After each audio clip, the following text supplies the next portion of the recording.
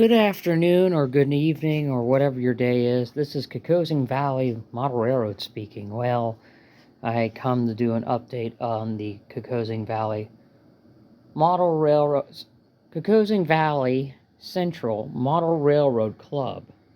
A few updates. They've been doing a lot of retrack work. Some new lines have been put in. We have a coaling facility at the bottom of this hill. Scenery and mountains are going into place, so a lot of things are going on, a lot of updates. So a lot of progress is going on in this railroad. There hasn't been much in the yard and up on the mountain recently, so there's going to be a boat right there. And just wanted to give you guys an update what's going on here on the HO gauge layout. Hasn't been really much going on the N-scale side, but we'll keep our eye on the HO side more and give you more of an update what's going on here. We got a pair of two Pennsylvania H10 consolidations, Broadway Limited, double heading a freight train. Not operating at the moment. They're the two bums in a boxcar, and they're relaxing. This train is very long, very impressive. Nice, good size. Up in the village and mountains, a lot of work has been going on between the mine tracks and other parts of the railroad as the coal mine. So a lot of things that haven't changed really, but there's been a lot of updates on. We have an oil fueling facility on the railroad, so for oil refinery, picking up tank cars with loads of fuel. We'll work our way back over here. We have the siding for the propane company for the big old tanker car. The town hasn't changed much. We have a big long caboose track, so trains can pull in and trains can pull out. So a lot of small little things have been going on. So there's been a lot of updates on the railroad, and we'll show you as we walk around the railroad. Our big display cabinet of some trains are new add-on to the collection of the railroad. So there hasn't been much of a change really. Module hasn't seen too much. Our walkie-talkies when we do operations on this railroad, TV. And these are for the new extension coming off of the layout, and that's going to be added on. There's some little spur ideas. There's a lot of things people have asked to put on here.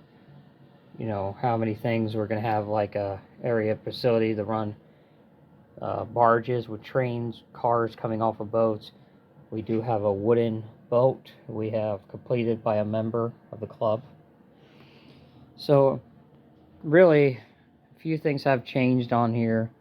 The feed mill has definitely changed up, so it has changed quite a bit since the last time I did a video of this railroad. There's a 44-ton diesel locomotive sitting at the filling feed mill facility. Working on a progress of a second level on this railroad on the O gauge, which is going to be flyer S gauge, so there will be an S gauge loop on the top of it, just a giant oval, so it can run single track, and it will be S gauge trains.